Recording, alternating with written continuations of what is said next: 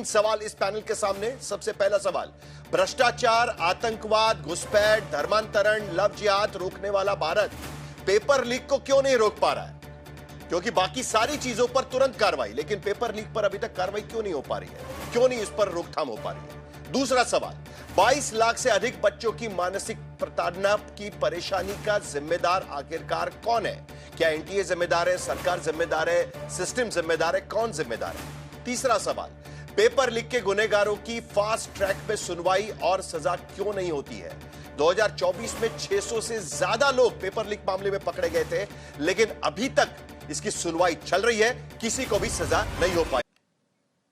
तो अभिषेक सिंह डीजी है एनटीए के, आखिरकार वो प्रेस कॉन्फ्रेंस छोड़कर जाना पड़ा। हाथ जोड़कर विनती कर रहे हैं सारे लोगों से कि अगर कोई आपके पास अप्रोच भी हो जाए तब भी आप उनके झांसे में मत आइएगा। लेकिन जो झांसे में आए 3 तारीख को उनको फायदा हो रहा था, क्योंकि कई सारे क्वेश्चन जो थे, 600 क्वेश्चंस मैच हो गए कि बायोलॉजी के सारे सवाल, केमिस्ट्री के सवाल, फिजिक्स के सवाल सारे मैच हो रहे थे, और इसी के वजह से ये मामले लगातार बढ़ते जा रहे हैं। सवाल यहां पर यही उठता है प्रोफेसर विशाल मिश्रा, कब तक ये बात चलती रहेगी?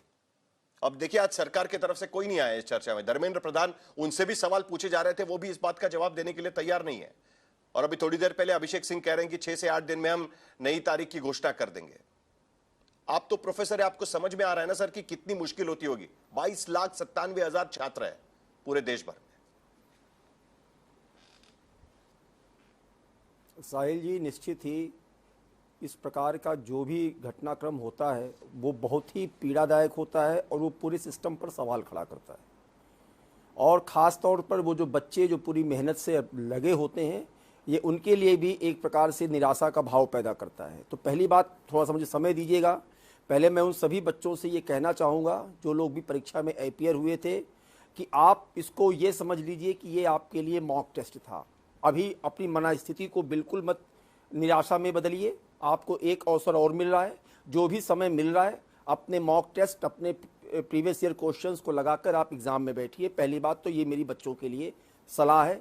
दूसरी बात, ये वास्तव में साहिल जी बहुत विचारणीय प्रश्न है कि इसके पीछे है कौन। इस सरकार को जो भी मास्टर माइंड है, क्योंकि ये किसी आम आदमी का नहीं हो सकता, उस मास्टर माइंड को पकड़ना होगा, तब ये चीज़ों को सामने जो है इसका सोल्यूशन निकल पाएगा।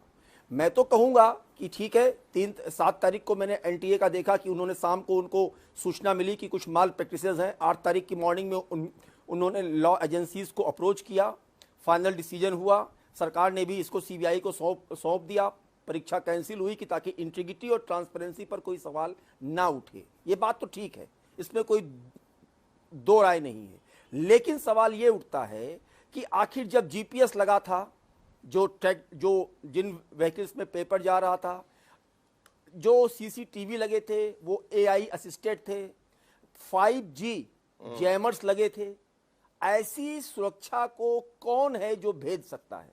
सवाल ये उठता है साहिल जी, इसकी तकनीकी पहलुओं पर जाइए। नहीं, सवाल ये भी उठता है। तो मेरा ये कहना है, विशाल मिश्रा जी, सवाल ये भी उठता है, 3 तारीख को परीक्षा होती है, पेपर लीक जो हो रहा है उसकी शिकायतें 1 महीना पहले से आ रही थी। 1 महीना पहले से पूरे देश भर में अलग अलग जगह से यह कहा जा रहा था कि भाई ये एक पेपर आया है, और कहा जा रहा है कि अनुमानित पेपर है। 1 महीने से शिकायत आ रही थी। आज तक के पास भी ये पेपर आया था, हमने उस खबर को दिखाया था।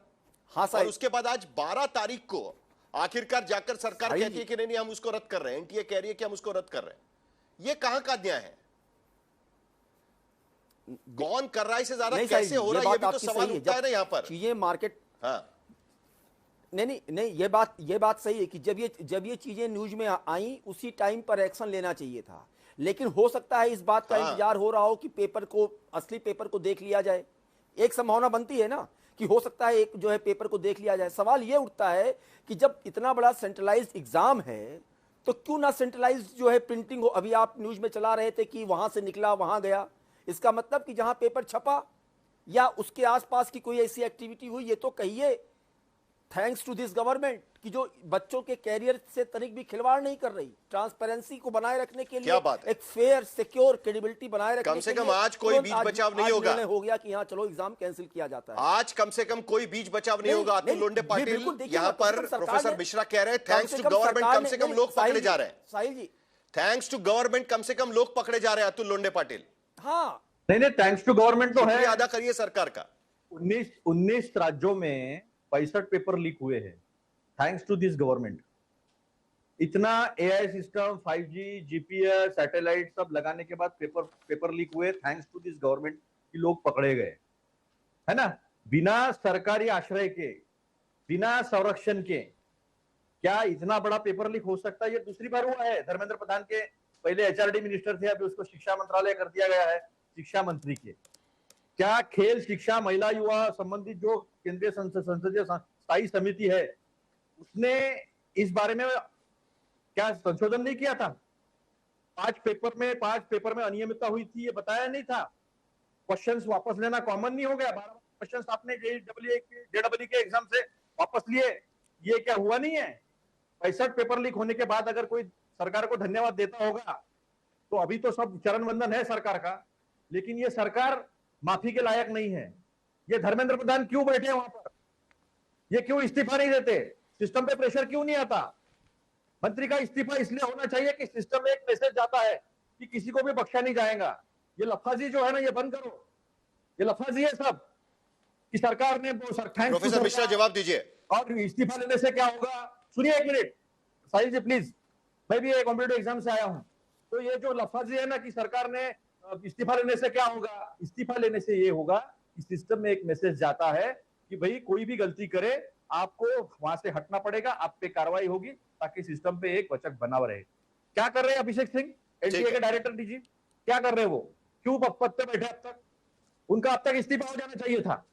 ये सारी व्यवस्थाएं कुचल दी गई है क्योंकि इसको राजनीतिक संरक्षण है।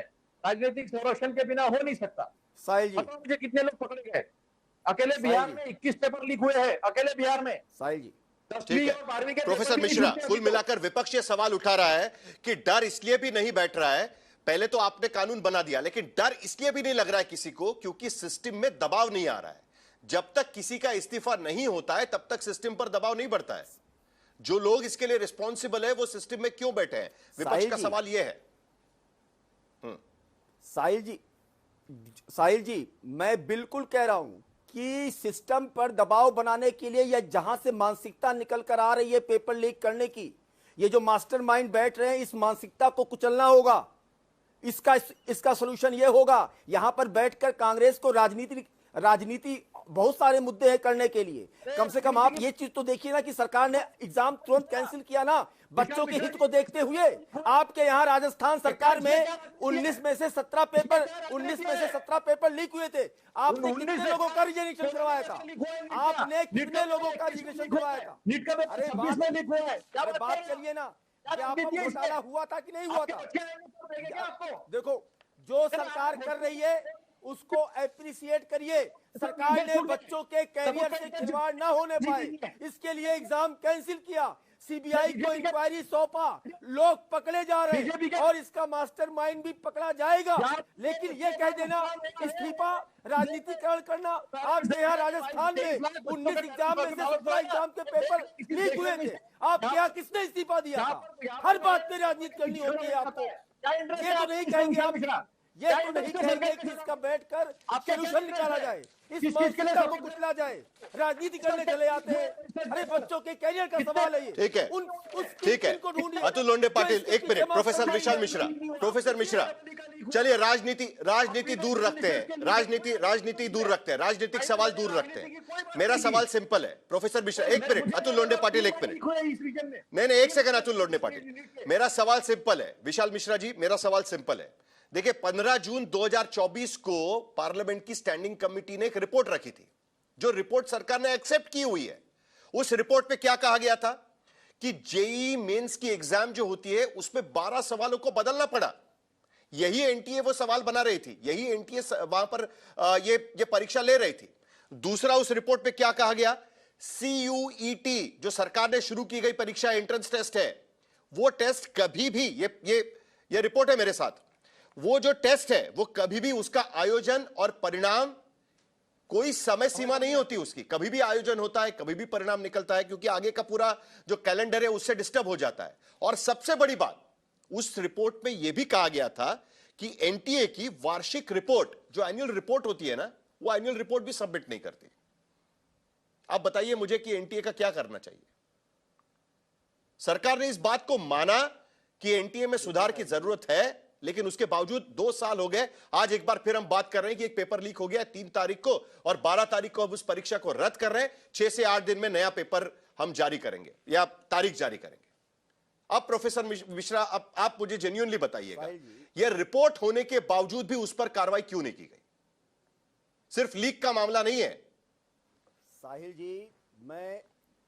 साहिल जी, मैं बिल्कुल ये बात स्वीकार करता हूं कि कहीं पर किसी भी प्रकार की जो भी कमी है उसे तत्काल प्रभाव से दूर करने की आवश्यकता है। लेकिन यहां पर मैं ये सवाल, जो विपक्ष उसका राजनीतिकरण कर रहा है, मैं कह रहा हूं इसका बैठकर अगर कहीं कोई कमी है, कहीं कहीं कोई कमी ना होती साहिल जी, तो पेपर लीक कैसे होता? ये बात तो फैक्ट है कि पेपर लीक हुआ, सीबीआई को, एजेंसी को सौंपा गया। लेकिन ये बात भी तो देखनी पड़ेगी कि सरकार कितनी संवेदनशील है। मैं तो ये कह रहा हूं कि हर बात का राजनीतिकरण करने की जरूरत नहीं है।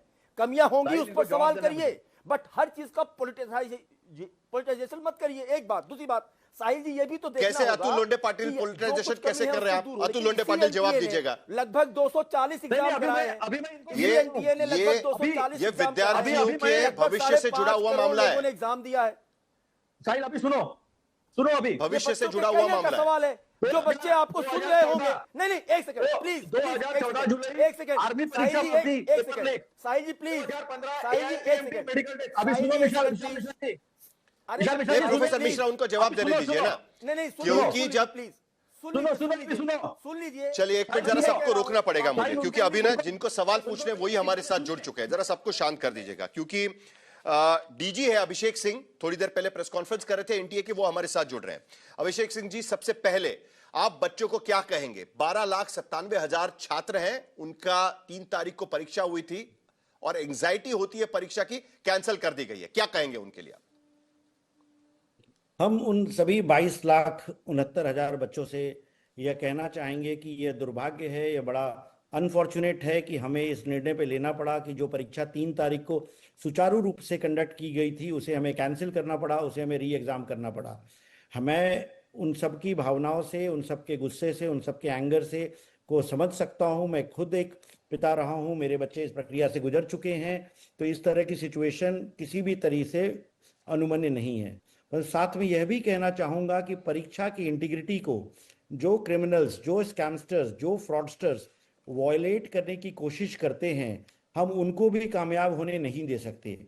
हमें उन्हें सजा देनी जरूरी है, हमें उन्हें पनिश करना जरूरी है, ताकि जो बच्चे अपनी मेहनत से, अपने परिश्रम से इस परीक्षा की तैयारी करते हैं, इस परीक्षा में अपीयर होते हैं। ये तो बात की बात हो गई ना अभिषेक जी, लेकिन क्या इस बात की जांच होगी कि इस तरीके का पेपर लीक होता क्यों? और अब सिर्फ पेपर लीक का मामला नहीं है, ये सिस्टमैटिक फेल्योर हम मानकर चले, क्योंकि 2024 में सरकार इस बात को मानने के लिए तैयार नहीं थी कि ये सिस्टमैटिक फेल्योर है। क्या हम ये मानकर चले, चूंकि परीक्षा रद्द हुई है, क्या हम ये मानकर चले कि ये सिस्टमैटिक फेल्योर है?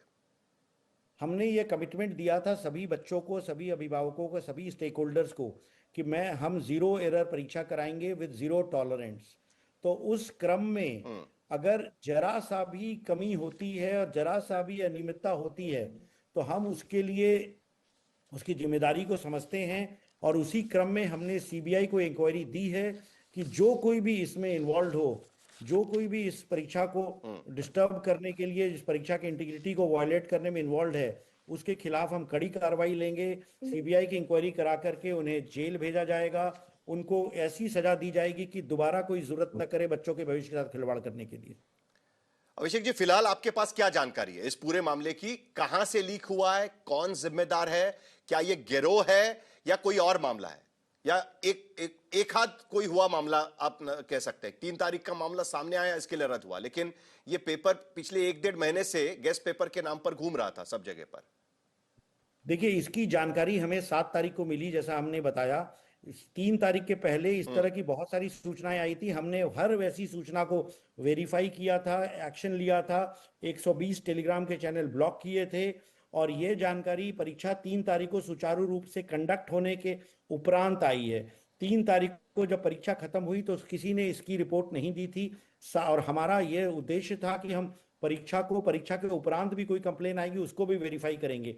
तो जब हमें 7 तारीख को यह मैसेज मिला एक विसल ब्लोअर के द्वारा, तो हमने उसकी तत्काल जांच कराई और इस हद पे जांच कराई दो मुद्दों पे कि क्या उस पीडीएफ में कोई भी प्रश्न हमारे प्रश्न पत्र से मैच कर रहा है, नंबर 1, और नंबर 2, क्या यह अभिषेक जी, पीडीएफ बहुत लेट जानकारी मिल पाई आपको, जिसका मैंने जिक्र किया, क्योंकि मीडिया में ये खबरें आना शुरू हो गया था, और जैसे मैंने कहा कि 1-1.5 महीने पहले से गेस्ट पेपर के नाम पर, अनुमानित पेपर के नाम पर, ये पेपर घूम रहा था बाहर। कहीं ना कहीं ये जानकारी भी तो लेट मिली है। झारखंड का इस पेपर की पहली तब ये जानकारी कहा गया था ये तो लोकलाइज्ड मामला है, लेकिन आज तो हम पूरा नेशन वाइड नेटवर्क देख रहे हैं ना, केरल से लेकर नासिक से लेकर गुरुग्राम से लेकर सीकर तक पूरा नेटवर्क हम यहां पर देख रहे हैं। सीबीआई इंक्वायरी में क्लियर हो जाएगा ये कब से चल रहा था, क्यों चल रहा था, परंतु हमारे पास इस पीडीएफ की घूमने की जानकारी और किसी भी चैनल पे इस पीडीएफ के घूमने की जानकारी 7 तारीख है, हमने रिपोर्ट दिया है एजेंसीज को, और उसके बाद उसकी जांच हुई है, उसके बाद आई है जो रिपोर्ट्स आई थी 8-9 तारीख को। तो अगर सीबीआई की इंक्वायरी से सिद्ध होता है तो क्लियर हो जाएगा कि कौन शुरू किया था, कहां से शुरू किया था।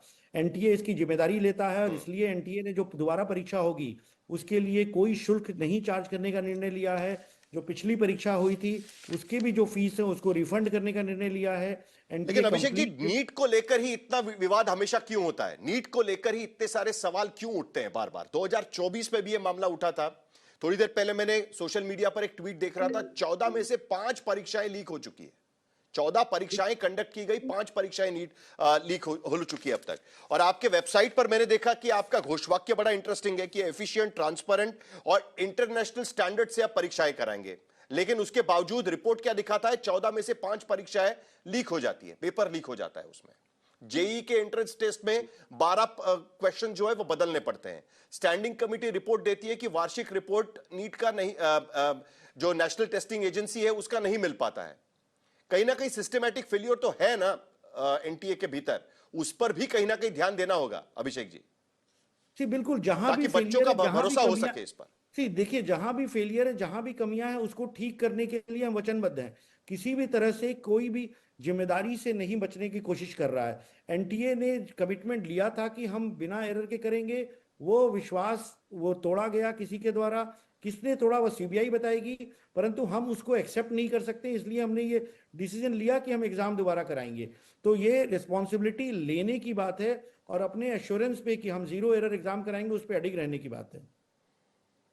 अभिषेक जी, और एक सवाल मेरा है, क्योंकि राधाकृष्णन कमेटी की रिपोर्ट बनी थी पेपर लीक के बाद में, एक हाई लेवल कमेटी की रिपोर्ट थी, और उसमें कहा गया था कि परीक्षा में अटेम्प्ट की सीमा लागू की जाए। उसके जो अलग अलग उन्होंने पैरामीटर्स रखे थे, जो सुझाव दिए थे, उसमें निजी नहीं सरकारी संस्थाओं में परीक्षा केंद्र बने, यह भी उस रिपोर्ट में कहा गया था। परीक्षार्थियों के लिए जो विद्यार्थी आएंगे परीक्षा देने के लिए, उनको बायोमेट्रिक से पहचान कराई जाए, पेपर इंक्रिप्टेड डिजिटल फॉर्मेट पे भेजे जाए, यह भी उसमें कहा गया था। नासिक प्रिंटिंग प्रेस से रिपोर्ट लीक हुआ है, कहा जा रहा है हाइब्रिड मॉडल में कंप्यूटर आधारित परीक्षा हो, परीक्षा में प्री मेंस के 2 चरण लागू हो।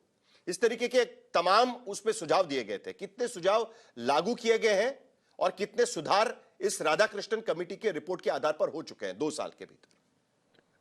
जैसे इस बार की जारी परीक्षाएं हुई वो सरकारी केंद्रों पे हुई, बायोमेट्रिक कंप्लीट किया गया, सीसीटीवी से मॉनिटरिंग करी गई, और जैसा मैंने बताया परीक्षा के दिन 3 तारीख को परीक्षा के कंडक्ट करने में, परीक्षा के कंप्लीट होने में कहीं इस तरह की रिपोर्ट नहीं आई, बल्कि सारे जो बच्चों ने परीक्षा दी उन्होंने कई चैनलों पे कहा, यूट्यूब पे कहा कि इस बार की परीक्षा बड़े सुचारू तरीके से हुई।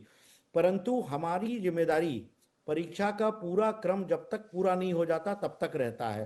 तो 3 तारीख तक भले कुछ नहीं रिपोर्ट हुआ, परंतु हम 7 तारीख की रिपोर्ट को भी उतनी गंभीरता से लिए और उसको इंक्वायर कराए, और उसके बाद जो कमी पाई गई उसके ऊपर कड़ी कार्रवाई की गई है। और सरकार और एनटीए वचनबद्ध है कि हम इस बीमारी को, इस समस्या को जड़ से दूर करेंगे, और उसी क्रम में आज का निर्णय है। यह निर्णय कठिन है बच्चों के लिए, पेरेंट्स के लिए, सभी स्टेक होल्डर्स के लिए, एनटीए के लिए। इतने व्यापक स्तर की परीक्षा दोबारा कराना 2 साल में कम से कम इतना बदलाव जरूर हम कह सकते हैं कि 2 साल पहले जब सरकार इस मानने को भी तैयार नहीं थी कि सिस्टमैटिक फेलियर हुआ है, हम पेपर रद्द नहीं करेंगे जो परीक्षा हुई है, कम से कम आज ये जो परीक्षा हुई थी उसको वो पेपर जो है वो रद्द कर दिया गया है। लेकिन मेरा एक सवाल फिर भी रहेगा, 6 से 8 दिन के बाद आपने कहा है कि नया डेट आप जारी करेंगे, क्या इस बार जो विद्यार्थी हैं वो आप पर भरोसा करें? क्योंकि आगे का टाइम टेबल भी उससे अफेक्ट हो सकता है। जो बाकी परीक्षाएं उनको देनी है या एडमिशंस का प्रोसेस है, वो सारी चीजों का अफेक्ट उस पर हो सकता है। आप उन विद्यार्थियों को, बच्चों को क्या कहेंगे? क्या आप पर भरोसा करें, एनटीए पर भरोसा करें, सरकार पर भरोसा करें? बच्चों को बस मैं यही कहूंगा कि हम उनके समस्या को, उनके दर्द को, उनकी जिस परिवेश में है वो उसको अच्छे से समझते हैं।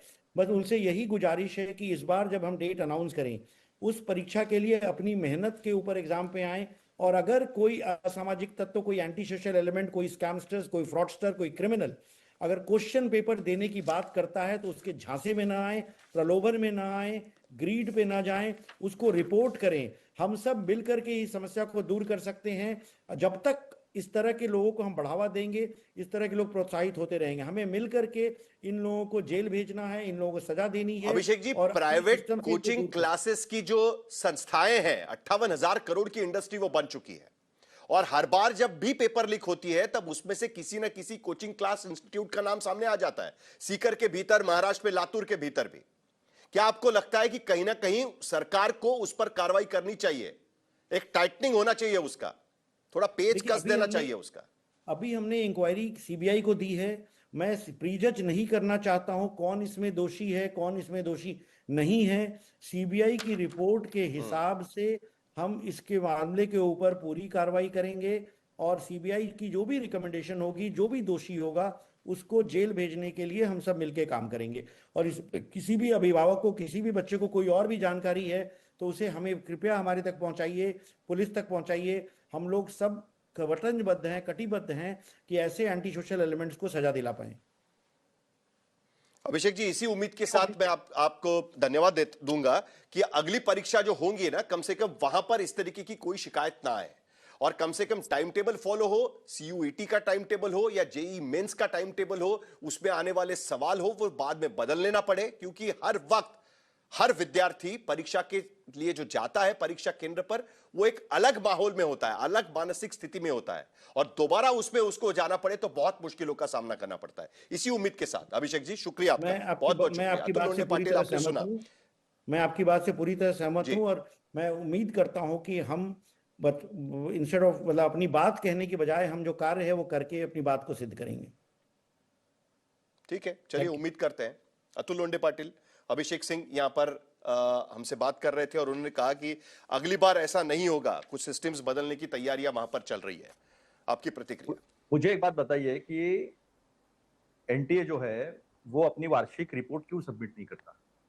ये जो रिपोर्ट आया है सिलेक्ट कमेटी का, वो 2024 का है। आज बैठ के अभिषेक सिंह जी यहाँ पर ये बात कर रहे हैं। मैं भी देख रहा था, क्लैट का पेपर लीक हुआ, जेडब्ल्यू का पेपर लीक हुआ, नीट का पेपर डबल तीसरी बार लीक हुआ है, एआईपीएमटी का पेपर लीक हुआ है। ऐसी कोई एग्जाम नहीं, 10वीं 12वीं सारी एग्जाम जो है, ये सारी एग्जाम लीक हुई है। एक 65 पेपर 19 राज्यों में 65 पेपर लीक हुए और ये पूरा नेक्सस जो दिखता है उसमें कोचिंग संस्थानों का तो रोल है, इसमें कोई डाउट ही नहीं है। लेकिन बिना गवर्नमेंट के सुरक्षा के वहां जो लीक होता है उसके बजाय ये पॉसिबल नहीं। गवर्नमेंट में किसी के भी ऊपर एक्शन नहीं लिया जाता है, चाहे बलात्कार करो, भ्रष्टाचार करो, 21 पुलिया गिरे, ना किसी चीफ इंजीनियर पे एक्शन, ना किसी मंत्री पे एक्शन, ना किसी ठेकेदार पे एक्शन, किसी पे कोई एक्शन नहीं होता है। रोज खबरें आती है, बलात्कार की भी खबरें आती है, बीजेपी तो किसी को निकालती नहीं है। चाहे कोई फौजी जो विशाल मिश्रा जी कहते आतंकी की बहन, उसके ऊपर एक्शन की मांग है कहीं ना कहीं, किसी का तो सर चाहिए। जल्दी से विशाल मिश्रा जी जवाब, उसके बाद ब्रजेश महेश्वरी से मुझे सवाल पूछने हैं। चलिए विशाल मिश्रा जी।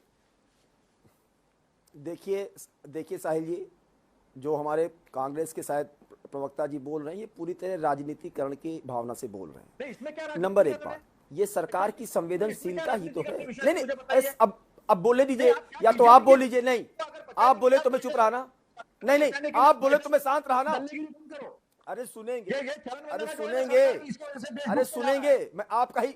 अरे सुन लीजिए ना अतुल लोंढे जी, जवाब दे रहे, सुन लीजिए। आपने बात रखी, उन्होंने सुना, समय इसी में निकल जाएगा। आप जब बोले तो मैं,